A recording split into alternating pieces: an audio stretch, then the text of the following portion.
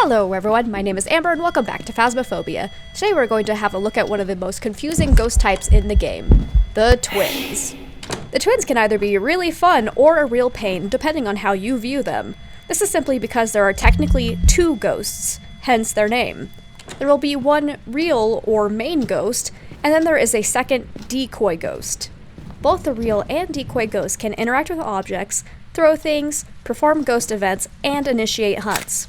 However, there are a few ways to distinguish between the real and the fake. Because there are technically two ghosts, this can mean you are more likely to get a lot of interactions and activity.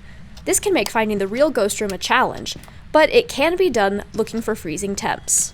The decoy ghost can only give off one piece of evidence, EMF level 5. Only the real ghost can provide freezing temps and spirit box, this ghost type's other evidence. This can make things challenging at the start of an investigation if you do not realize you are dealing with the twins. You'll get EMF level 5 off of an object being thrown, assume the ghost is nearby, attempt to use the spirit box, and then rule it out once you don't get a response.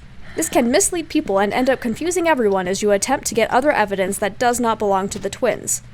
So, if you're ever playing and you've only been able to get EMF 5, start looking around the map for freezing temps in a different location. It could be possible you are dealing with the twins. Additionally, you can also check the area where the ghost was throwing things. The decoy ghost will not cool down the room at all, so if it is still warm like a normal room, you could be dealing with the twins. Another distinguishing feature between the real and decoy ghosts is their hunting speed. The real ghost will actually travel at 90% normal ghost speed while hunting, whereas the decoy will travel at 110% normal ghost hunting speed. This can be a possible way to tell you are dealing with the twins if you're playing on Nightmare and do not have access to the activity chart in the van.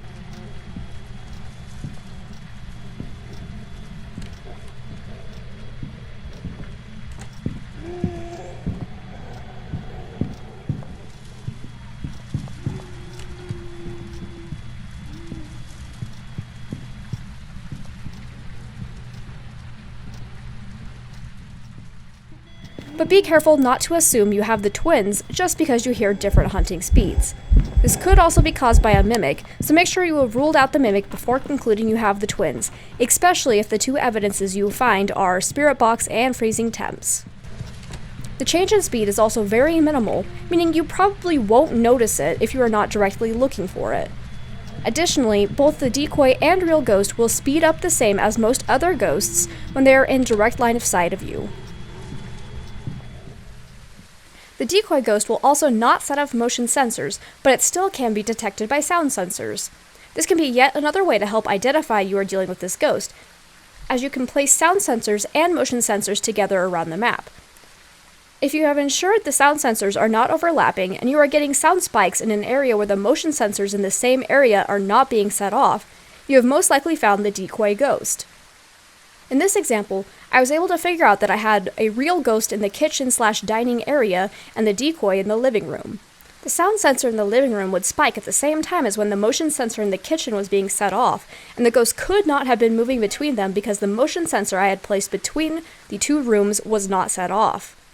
Additionally, if you're getting activity in two different areas of the map at the exact same time, and there is no way the ghost could travel between those areas within that span of time, this is a clear indication you have the twins. Just keep in mind that ghosts can sometimes walk very fast between two rooms, so this method is less reliable on smaller maps without the use of motion sensors between the rooms. This can, however, be a great way to test for the twins on Nightmare mode, since you will still have access to the sound sensor board in the van. There is a 50% chance that the real ghost will start hunts, and a 50% chance that it will be the ghost that last interacted with the environment. Because of this, the real ghost is more likely to hunt, but the decoy can do an interaction and then start a hunt immediately after that. Now, the most telling feature of the twins is what is referred to as a twin-teraction. This is when both the real ghost and the decoy ghost interact with the environment at almost the exact same time, sometimes in very different areas of the map that could not have been caused by just one ghost. If the twin interactions are close to you, you'll be able to hear them happen. In this example, the ghost threw an item in the bathroom while the radio in the far side of the bedroom turned on. No ghost could have interacted with both of those that close together, so I immediately knew I had the twins, or the mimic. If you are doubting whether or not you just witnessed a twin interaction, and you are not playing on nightmare mode, you can check the activity board in the van for confirmation. A true twin interaction will cause a very distinct shape, where a nearly straight line will have a slight crook in it. This is showing that one interaction started before another one had completely ended, and only the twins are capable of this. Other ghosts can throw items back to back very quickly in a way that might seem like a twin interaction, but none of those will produce this shape.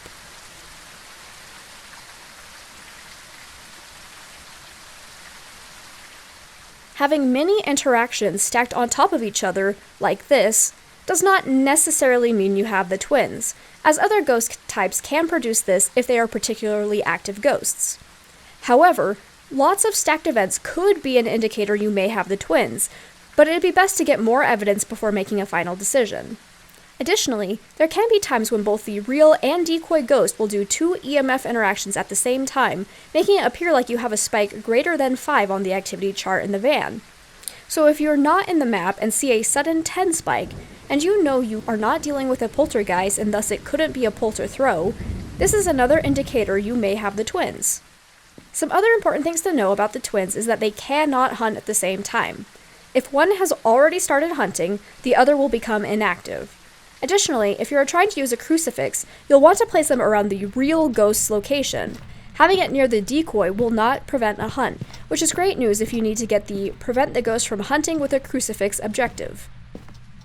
Even if it does end up being the decoy that tries to initiate the hunt, the game only checks around the real ghost for the crucifix, and if the crucifix is within 3 meters of that, it will prevent all hunts. So thank you so much for joining me, and I hope you found this guide useful. If you did, go ahead and give it a like and subscribe for future content. And if you haven't done so already, be sure to check out my channel for other Phasmophobia guide videos. Happy hunting out there!